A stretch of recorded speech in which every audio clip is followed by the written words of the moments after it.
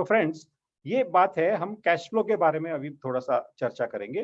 क्या था कि हम लोग है ना अपना कैश फ्लो मैनेजमेंट नहीं करते हैं, जबकि हम लोग जाके जब प्लानिंग करके जब किसी को प्रेजेंटेशन देना है तो उसको हम बताएंगे कि भाई आपका कैश फ्लो ऐसा होना चाहिए, आपका यहाँ पे इतना गैप पड़ रहा है तो आपको ये भी फिल करना पड़ेगा, उसके लिए फलाना इन्वेस्टमेंट आपको करना पड़ेगा। इस तरह से प्लानिंग करके देते हैं, लेकिन क्या होता है, खुद के कैश फ्लो को मैनेज करने के लिए इंसान मेहनत नहीं करता है। जबकि आपको पता है कि आप हेल्थ इंश्योरेंस बिजनेस को करके आप ज्यादा करोगे ना तो आपका कैश फ्लो ज्यादा अच्छा बनेगा। इवन लाइफ इंश्योरेंस बिजनेस से ज्यादा अच्छा कैश फ्लो आप हेल्थ इंश्योरेंस बिजनेस करके आप कर सकते हो। लेकिन I don't know why you ignore this business. आप लोग, ज्यादातर लोग है ना, आप यहाँ पे फोकस नहीं करते हैं। अभी कोई 2 लाख का पॉलिसी मेडिक्लेम की बजाय आपको यदि कोई लाइफ इंश्योरेंस के लिए बुला लेगा, आपको पता है कि यार फाइनेंशियली बहुत स्ट्रांग नहीं है, मेरे को 2-5 लाख रुपए का ही पॉलिसी मिलेगा, आप भाग के चले जाओगे। लेकिन मेडिक्लेम का आप किसी को नहीं बोलोगे, ठीक है ना। ये थोड़ा सा एक अपने लिए एक बर्निंग सब्जेक्ट है। इसके लिए मैं इसके ऊपर लास्ट वीक से थोड़ा सा सोच रहा था बहुत, हालांकि मैंने बहुत ज्यादा इसके ऊपर ये प्रेजेंटेशन में लिखा नहीं है, लेकिन हम थोड़ा सा देखे इसके ऊपर चर्चा करते हैं। अभी आप लोग जितने भी लोग हैं ना, आप देखो 2 कैटेगरी होगा आप लोगों में, एक पार्ट टाइमर होगा और एक फुल टाइमर होगा। पार्ट टाइम एजेंट जो भी आज की डेट में है, फुल टाइम का एक बार मैं साइड में रखता हूँ, पार्ट टाइम जो पूरा दिन कहीं पे जॉब करता है और साथ में वो यहाँ पे काम कर रहा है, और एक है जिसने अपना जॉब वॉब सब छोड़ दिया है और वो खाली फुल टाइम ये हेल्थ इंश्योरेंस की एजेंसी कर रहा है या इंश्योरेंस एजेंसी कर रहा है। अभी क्या होता है, जो पार्ट टाइम करने वाला है ना, उसने क्यों एजेंसी लिया था मालूम है? उसने सोचा था कि भाई मैं ना थोड़ा सा पार्ट टाइम ये इंश्योरेंस बेचूंगा तो मेरा एक्स्ट्रा इनकम क्रिएट होगा, जिसको मैं इन्वेस्टमेंट करूंगा या कुछ भी करूंगा, लाइक दैट। वो अपने जॉब से हैप्पी नहीं थे, ठीक है ना। बहुत सारे जो पार्ट टाइमर्स है, they are not happy with their job, जो जो भी जहाँ पे भी जॉब कर रहे हैं। क्योंकि क्या होता है, सुबह अभी तो देखो वर्क फ्रॉम होम कर रहे होंगे, या बहुत सारे लोगों का जॉब चला गया होगा, या उनका सैलरी रिस्ट्रिक्टेड हो गया होगा, इंक्रीमेंट नहीं मिला होगा। तो इस प्रकार से वो अपने जॉब से they are not satisfied, they want to work for health insurance. अब ये 2 साल में ऐसे लोग कितना बिजनेस कर सकते थे? देखो, पार्ट टाइमर्स, उनको हार्डवर्क करने का भी उनका तैयारी था कि नहीं, मैं हार्डवर्क करूंगा और जाके मैं जबरदस्त एकदम हिला के रख दूंगा इंश्योरेंस इंडस्ट्री को और टॉप पे पहुंच जाऊंगा। ऐसे सोच के उन्होंने क्या किया था, ये बिजनेस में एंट्री लिया इंडिपेंडेंट बनने के लिए कि भी मैं फाइनेंशियली इंडिपेंडेंट हो जाऊंगा, ठीक है। अब लेकिन क्या हुआ कि उसने ये सब बात आने के बाद में भूल जाता है। लोगों को सिखाने के लिए एकदम इजी है, आप ये देखना, as a businessman revenue minus cost जो है, कॉस्ट निकाल दिया, वो प्रॉफिट एंड लॉस है, ठीक है ना। ये रेवेन्यू मतलब इनकम जितना किया बिजनेस इनकम, उसमें से जो उसके खर्चे निकाल दिए, दैट इज हिज प्रॉफिट और लॉस। आप क्या बताते हो कि इनकम माइनस एक्सपेंसेस जो होगा वो आपका प्रॉफिट या लॉस होगा। लॉस क्यों बोल रहा हूं? क्योंकि बहुत सारे लोगों के ऊपर बहुत सारा लोन्स वगैरह भी होता है ना। तो income minus expenses is equal to profit. ये आप एक्चुअली जनरली आप इसको समझते हो। आप लोगों को क्या समझाते हो आप जाके कि सब पे योरसेल्फ फर्स्ट, आप सिखाते हो ना कि भी आपका इनकम माइनस सेविंग, पहले सेविंग कर दो, दैट इज पेइंग योरसेल्फ। आपको खुद को पेमेंट करो पहले, और बचे हुए पैसे को आप खर्चा करो। ये आप अपने कस्टमर को जाके सिखाते हैं लेकिन क्या आप ये खुद पे अप्लाई करते हो? नहीं करते हैं, हाँ? तो वो तो 2 टाइप के एजेंट बताए। अब देखिए, तीन टाइप के एजेंट यहाँ पर और हैं, जिसका पहला है इनकम और एक्सपेंसेस दोनों बराबर है, ठीक है ना। जितना आया, खाया पिया खर्चा किया, और कुछ उसके पास में बचता नहीं है। एक दूसरा एजेंट है जिसका इनकम अधिक है, खर्चे कम है। और तीसरा एजेंट है जिसका इनकम कम है और खर्चे अधिक हैं, तो वो लोन लेके अपना गुजारा चलाना पड़ता है, या किसी से मांग मांग के ऐसे करके, इसकी टोपी उसके सर। ऐसे भी बहुत सारे एडवाइजर्स मैंने देखे हैं। कई लोग तो ऐसे भी होते हैं कि जो अपना प्रीमियम कस्टमर का लेके भी भूल जाते हैं। तो ये 3 तरह के एजेंट हैं। तो इसके अंदर ये जो बीच वाला है ना, जिसने इनकम अधिक किया है और उसके खर्चे कम हैं, ऐसा इसको हम सक्सेसफुल बोल सकते हैं। He is the successful advisor. अभी आपको देखना है कि आप ये तीनों में से कौन से वाले कैटेगरी में आप बैठ रहे हो। यदि आप फर्स्ट में हो या थर्ड में हो तो आप कोशिश करो कि फर्स्ट से सेकंड में आ जाओ या थर्ड से सेकंड में आ जाओ। आपका इनकम को अधिक करो और खर्चे को कम करो, ये आपके हाथ में है। आप मेडिक्लेम बिजनेस के द्वारा ये काम आसानी से कर सकते हो। आई बेट, चैलेंज करता हूं मैं आपको, आप थोड़ा सा मेहनत करोगे ना, आप ज्यादा से ज्यादा आप बिजनेस करके ला सकते हो और अपने इनकम को बढ़ा सकते हो। ठीक है, इनकम जनरेट करने के देखिए 4 तरीके हैं। ओके, आपने सुना भी होगा 4 तरीके से इनकम जनरेट किया जा सकता है। दैट इज, जिसको ये रॉबर्ट कियोसाकी का है कैश फ्लो क्वाड्रेंट जिसको बोलते हैं, कि देयर आर एम्प्लॉइज, बहुत सारे लोग होते हैं जो नौकरी करते हैं, बहुत सारे जो होते हैं सेल्फ एम्प्लॉयड भी हैं, बहुत सारे होते हैं जो बिजनेस करते हैं, और बहुत सारे लोग हैं वो इन्वेस्टर होते हैं। अब मेरा एक आपके लिए ओपन क्वेश्चन है, आप अनम्यूट करके बोल भी सकते हो या चैट बॉक्स में भी लिख सकते हो कि आप ये चारों में से कौन से कैटेगरी में आ रहे हो, बताइए। यू कैन राइट इन, हाँ बिजनेस, बिजनेस, आप बिजनेस हो, वेरी गुड। और कोई बोलना चाहता है, you can write in chat box also, कोई प्रॉब्लम नहीं है। आपने कहा कि आप सेल्फ एम्प्लॉयड हो, ओके। और कोई बोलना चाहेगा, बोलो ना, जिसने आप हाथ उठाया ना, बोलो। Yes, self-employed. ओके, हाँ, सो ओके, किसी ने कहा कि आप बिजनेस, प्रोफेशन आप प्रोफेशनल हो। प्रोफेशनल हाँ, प्रोफेशनल जो है ना वो सेल्फ एम्प्लॉयड के कैटेगरी में आता है। हाँ, अभी इनका कैरेक्टरिस्टिक देखते हैं अपन, इनका चारों का है ना क्या कैरेक्टरिस्टिक है, देखो। ठीक है, आपने जो 2 जनों ने हाथ उठाया हुआ है, आप बोल सकते हो, आप कुछ बोलना चाहते हो तो, या आप यहाँ पे देखिए चैट बॉक्स में बहुत सारे लोगों ने लिखा है business business business, self employed. हाँ, किसी ने ये नहीं लिखा कि मैं ये इन्वेस्टर हूँ। इन्वेस्टर है ना कैटेगरी, कौन इन्वेस्टर हो सकते हैं। हाँ, इन्वेस्टर, देखो ये तीनों में से एम्प्लॉयड, सेल्फ एम्प्लॉयड, बिजनेस, ये इन्वेस्टर भी हो सकता है भाई, उसमें क्या है।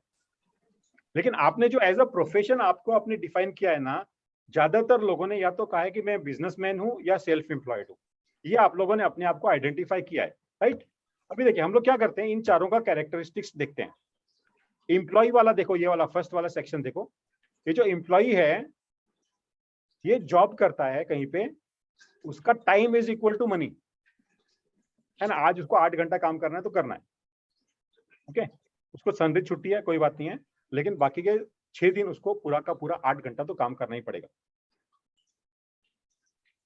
सेल्फ एम्प्लॉयड है, सेल्फ एम्प्लॉयड में और एम्प्लॉयड में कुछ फर्क नहीं है, खाली फर्क ये है कि एम्प्लॉय जो है वो किसी और के लिए काम कर रहा है और कोई उसका बॉस है, लेकिन जो सेल्फ एम्प्लॉयड है ना, उसने खुद के लिए एक जॉब फिक्स कर लिया है कि भाई मेरा ये काम है, राइट।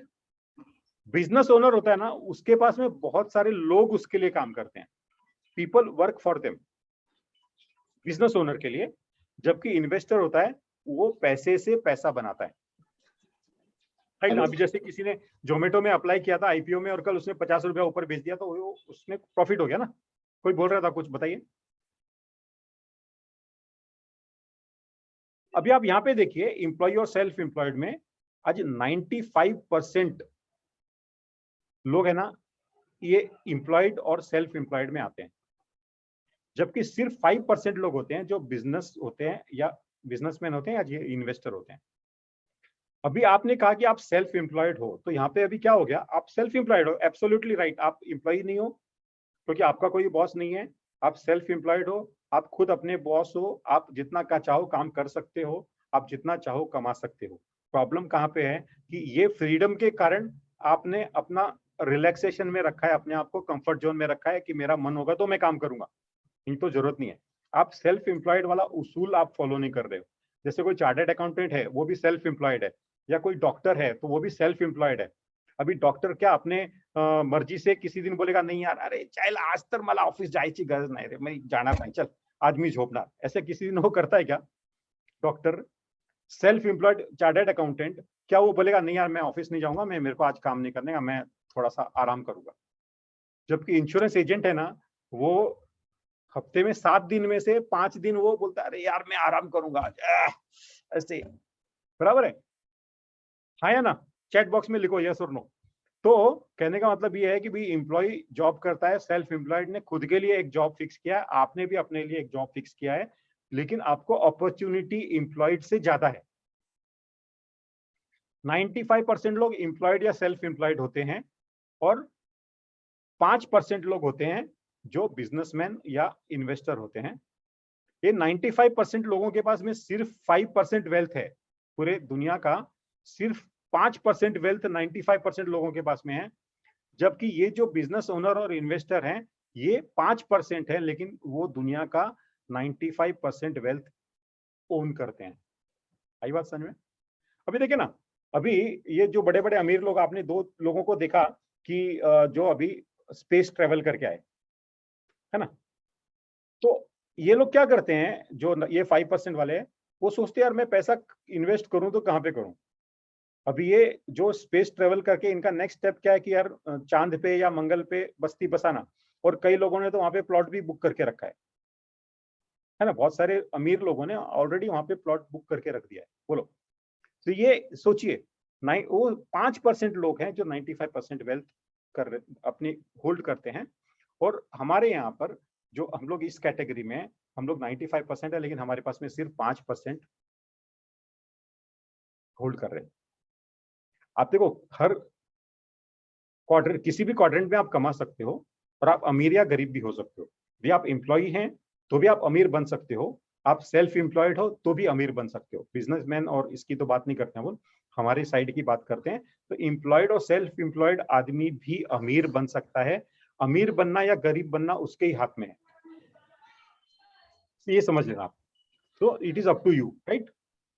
इंश्योरेंस एजेंट का क्या है, देखो सेल्फ एम्प्लॉयड है, आपने ये बताया है, उसका कोई बॉस नहीं है, मैं ऑलरेडी बोल चुका हूँ, इंडिपेंडेंट है, कोई पूछने वाला नहीं है, कोई माई बाप नहीं है, उसके पास में काम करने का कोई लिमिट नहीं है, वो जब चाहे काम कर सकता है, उसके लिए time is equal to money. ठीक है ना? जितना वो काम करेगा उतना उसको पैसा आएगा, जितने समय काम करेगा उतना पैसा आएगा, जितना समय बर्बाद करेगा उतना उसका पैसा इनकम बर्बाद हो रहा है, ये सोच लो, राइट? आप अपना इनकम का चेक खुद लिख सकते हो। अभी तो एनईएफटी होता है, आप चाहो तो अपने इनकम का एनईएफटी अमाउंट डिसाइड कर सकते हो, आप अपना कैश फ्लो खुद डिसाइड कर सकते हो, राइट? अभी आपके कैश फ्लो की बात कर रहे हैं, देखो आपके खर्चे फिक्स हैं, आपका सभी का खर्चा फिक्स है, लेकिन इनकम आपका फिक्स नहीं है। एग्री? आपका खर्चा फिक्स है बट इनकम आपका वेरिएबल है, फिक्स नहीं है आपका इनकम। आपका इनकम इस प्रकार से ऊपर नीचे होता है। अभी लास्ट ईयर कोरोना के कारण जुलाई में आपका इनकम ये पीक पे पहुंच गया लास्ट ईयर, लेकिन इस महीने में आपका एकदम बॉटम पे आ गया है। अरे इसका जिम्मेदार कौन? कोरोना थोड़ी जिम्मेदार है, इसका तो जिम्मेदारी आपको उठाना पड़ेगा ना। कि भी पिछले बार भी मैंने लोगों को अप्रोच किया था, लोग लेने के लिए बैठे थे तैयार, मैंने उनको अप्रोच किया, मेरे को बिजनेस मिला, मेरा इनकम बना। और अभी क्या हो गया, आपका इनकम यहाँ पे आ गया एकदम डाउनफॉल पे। तो इतना इनकम आपने कम कर दिया अपना। ये इनकम कम होने का भी जो है वो आपके हाथ में ही है। आपके पास में अभी भी इस जुलाई का, लास्ट जुलाई में आपने हाईएस्ट इनकम किया था, इस जुलाई में भी आपके पास में अभी भी 7-8 दिन हैं जो आप अपने इनकम को पूरा लास्ट ईयर के इनकम के बराबर कमा सकते हो। You are responsible for your income. ये जो जिगजैग है ना, जिगजैग नहीं होना चाहिए, ग्राफ ऐसे बढ़ना चाहिए, या एटलीस्ट स्टेबल, जो आपने लास्ट जुलाई में किया था उतना तो स्टेबल रखना ही पड़ेगा आपको इनकम। तो इस तरीके से आप अपने इनकम को डिसाइड करने वाले व्यक्ति खुद हो। आपको क्या चाहिए, आप सोचो। रेगुलर इनकम चाहिए आपको, कभी कम ज्यादा नहीं चलेगा। You should have regular income. Cash flow, आपको रेगुलर इनकम यानी कि आपको कैश फ्लो आते रहना चाहिए, इनकम आपका रेगुलर होना जरूरी है, आपका इनकम ग्रो होते रहना जरूरी है। आपका जो ये इनकम ग्रो करना यानी कि आपका बिजनेस ग्रो करोगे तो आपका इनकम ग्रो होगा। यही बात समझ में? यदि आप अपने बिजनेस को बढ़ाओगे तो आपका इनकम ग्रो होगा। आप यदि रोज काम करते हो और आप अपने जो टारगेट्स या गोल्स आपने लिए हैं उसके ऊपर रोज काम करते हो तो आप इनकम बढ़ा सकते हो। अभी देखिए, इनकम बढ़ाने के 4 तरीके हैं।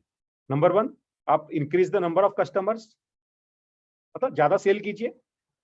ओके, आपको चाहिए तो आप अपने कस्टमर को, एग्जिस्टिंग कस्टमर को और सेल करो। ओके। नंबर 3, आप एवरेज सेल वैल्यू इंक्रीज कर लो, मतलब आप हाई टिकट साइज पिच कर लो। और चौथा है आप अपना सिस्टम और प्रोसेस को इंप्रूव करो। Most important is improving your system. आप डेली काम करो, समय पे काम करो, एक सिस्टम से काम करो, डेली कॉल करो, डेली मीटिंग की प्लानिंग करो, आप प्रेजेंटेशन दो। That is making your system, right. आपको अपना कस्टमर बेस बढ़ाना होगा, मतलब आपको ज्यादा सेल करना होगा। You have to increase your prospects and meetings.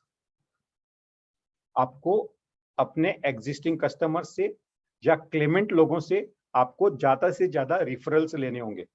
आपके लिए यदि मैं कहूं तो आपका जो सबसे सेटिस्फाइड कस्टमर कौन होगा आपका, जिसने आपने उसको क्लेम दिया है। आपको ये पता है आपका इस साल 126% क्लेम रेशियो हो चुका है। तो अभी जिसने आपसे आप क्लेम ले लिया, आपका पॉलिसी होल्डर, वो आपका सेटिस्फाइड कस्टमर। जब आप उससे बात करते हो ना, तो आपको उससे रेफरेंस मिलने का चांसेस ज्यादा रहेगा, लेकिन उसको भी आपको थोड़ा बोलना पड़ेगा। मान लो एक किसी को ना आपने ₹1,00,000 का क्लेम दिया है। Okay, he got a claim of ₹1,00,000। तो अभी आपको क्या बोलना है उसको, बोला देखिए सर ऐसा है कि आपने ना हमारे पॉलिसी ली थी और आपको ₹1,00,000 का क्लेम मिला। आपको समय पर आपको पैसे का जो नीड था वो पूरा हो गया। अभी आपको तो पता है कि भी इस दौर में हम लोग किस स्थिति से गुजर रहे हैं कि भी हमारा क्लेम रेशियो बहुत ज्यादा हो गया है।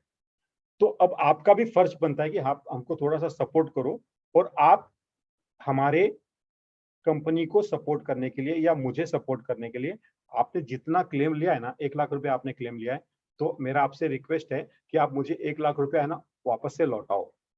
मतलब मेरे को आप पैसा नहीं मांग रहा हूं मैं आपसे, लेकिन आप मुझे कुछ लोगों से, ऐसे लोगों से बात करवाइए, उनका रेफरेंस दीजिए जो पॉलिसी ले सकते हैं। इस तरह से हम लोग थोड़ा सा इमोशनली बात करेंगे ना, तो वो अपने को रेफरेंस भी देगा। सो गेट मोर रेफरल्स। आप ट्राई करके देखना। रेफरल्स में क्या होता है, 4 गुना चांसेस ज्यादा रहता है अपने को कस्टमर का क्लोज होने का।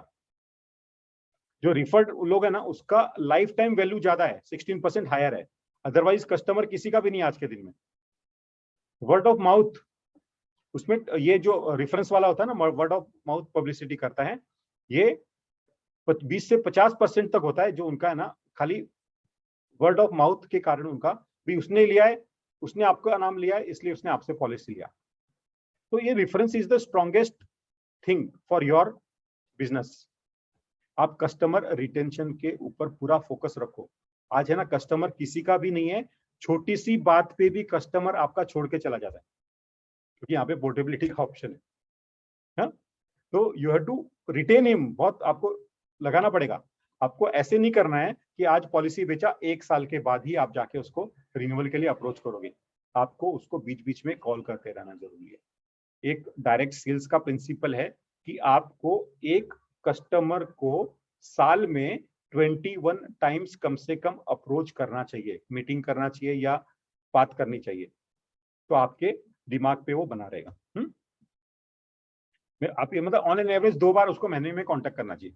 यदि आपका कस्टमर एवरेज बहुत ज्यादा है ना, तो वो तो 2 नहीं कर पाएगा महीने में, लेकिन एटलीस्ट एक बार तो उसको टच कर लो।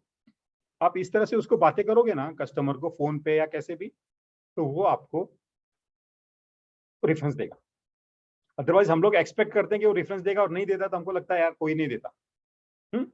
So most important thing customer retention. आपको यहाँ पे अपसेलिंग भी करना है, क्रॉस सेलिंग भी करना है। अपसेलिंग में क्या करना है आपको, increase the some insured at the time of renewal. जब रिन्यूअल आया ना, आप उसका है ना कैसे भी करके उसको सम इंश्योर्ड बढ़ाने की बात करो। आप बोलो सर अभी देखो आपके पास में आज के डेट में ना इतना कवरेज बहुत कम है, 3 लाख या 5 लाख का जो पॉलिसी है ना, तो आप अपनी पॉलिसी को इंक्रीज कीजिए। या आप उसी कस्टमर को क्रॉस सेल करो दूसरा प्रोडक्ट लेने के लिए, hospital cash benefit, personal accident, super surplus, कोई भी पॉलिसी आप उसको एडिशनल बेच सकते हैं। आपको करना पड़ेगा, अपसेलिंग भी करना पड़ेगा, क्रॉस सेलिंग भी करना पड़ेगा, दोनों काम करने पड़ेंगे। अभी एक जन ने ना एक 25 लाख के पॉलिसी होल्डर को उसने 1 करोड़ का सुपर सरप्लस दिया। यंग सिंगल लड़का था, 1400 रुपए में उसका पॉलिसी हो गया। वो क्या मना करेगा 1400 रुपए के लिए? आप यदि किसी को 10,000, 2,000, 5,000 रुपए के लिए बोलोगे ना, कोई मना नहीं करेगा। ये क्रॉस सेलिंग होता है।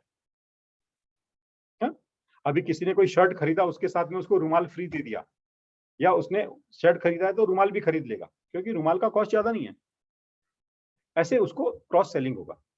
हर सम इंश्योर्ड पे कस्टमर को सम इंश्योर्ड बढ़ाने के लिए बोलो रिन्यूअल पे, और जब भी मौका मिलता है उसको आप क्रॉस सेलिंग करो। आपको हाई वैल्यू सेल्स थोड़ा सा, मतलब प्रीमियम साइज आपको बढ़ाना पड़ेगा। आप यदि प्रीमियम साइज बढ़ाओगे ना तो आपका इनकम बढ़ेगा। हाई साइज ज्यादा प्रीमियम वाला पॉलिसीज बेचो, डेली वर्क करो और अपना डेली वैल्यू अर्न होना चाहिए आपका कैश फ्लो मैनेज करने के लिए। यदि आपका एक दिन भी नुकसान होता है ना तो यू आर द लूजर। आपको 10x10 बताया है, आपका डेली टास्क बुक दिया है, आप सब लोग उसके ऊपर काम कर रहे हो, राइट ना। अभी सबसे बड़ा फैक्टर आपके लाइफ में कैश फ्लो बढ़ाने के लिए यदि कुछ है तो वो है आपका क्लब मेंबरशिप। अभी आपको ऑलरेडी क्लब मेंबरशिप इस साल के लिए अनाउंस हो चुके हैं, आप लोगों ने सबने उसको स्टडी भी कर लिया होगा। हाँ, मैं आपको बता देता हूँ क्या है क्लब उसका कंडीशंस हैं। सो यदि आपको कैश फ्लो बढ़ाना है तो आप अपना क्लब मेंबरशिप का सिलेक्ट कर लो कि भी मैं इस क्लब पे काम करूंगा, तो आपका इनकम ऑटोमेटिकली बढ़ना शुरू हो जाएगा, आपका कैश फ्लो मजबूत हो जाएगा, राइट। ये देखिए 22-23 का है ना, ये आपका क्लब मेंबरशिप है। जेडएम के लिए टोटल प्रीमियम 25 लाख। अपन यहाँ पे फ्रेश प्रीमियम की बात करते हैं, देखो ये छोड़ देते हैं। आपको 12.5 लाख रुपए आपको कम से कम है ना इसके लिए करना है, जेडएम क्लब मेंबरशिप के लिए। ईडी क्लब के लिए आपको 20 लाख रुपया करना है, एमडी क्लब के लिए 25 लाख रुपया, सीएमडी क्लब के लिए 30 लाख रुपया और एलाइट के लिए 50 लाख रुपया, ये आपको करना है। अभी आप सोच लो आपको जो कैश फ्लो जितना चाहिए ना, उस हिसाब से आप इसके ऊपर काम करो। डिसाइड कर लो भी मेरा कैश फ्लो, चलो ठीक है, अभी मेरे को 12.5 लाख ही, तो आप 12.5 लाख के ऊपर फोकस करो। आपको बोलते हो मेरे को 30 लाख पे करना है या 50 लाख पे करना है, 20-25 पे करना है, करो आप। आपका कैश फ्लो आपका स्ट्रांग हो जाएगा यदि आपने एक बार क्लब मेंबरशिप कर लिया। क्योंकि इस साल मान लो आपने 20 लाख किया तो आपको 3 लाख रुपए का तो इनकम फिक्स ही हुआ ना, जो जो बढ़ता रहेगा। आज इस दुनिया में इन्फ्लेशन को बीट करने के लिए हेल्थ इंश्योरेंस के सिवा कोई ऐसा बिजनेस नहीं है जो इन्फ्लेशन बीट कर सकता। कैश फ्लो मजबूत करने के लिए आपको क्लब मेंबरशिप पे काम करना होगा। आपको ये 4-5 क्लब जो है ना, इसके ऊपर आप सोच लो और आप उसको हासिल करने का पूरा लग जाओ, ठीक है ना।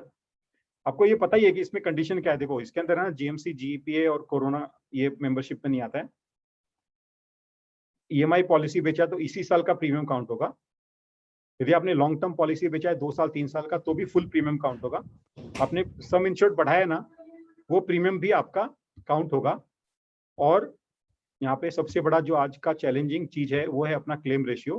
कंपनी करेंटली 126% क्लेम रेशियो पे चल रही है इस साल, और यदि आप देखो 30% कॉस्ट एक्सपेंसेस पकड़ लेते हैं तो 156% हो गया। मतलब आप यदि 100 रुपया लेके आ रहे हो तो 156 रुपया जा रहा है।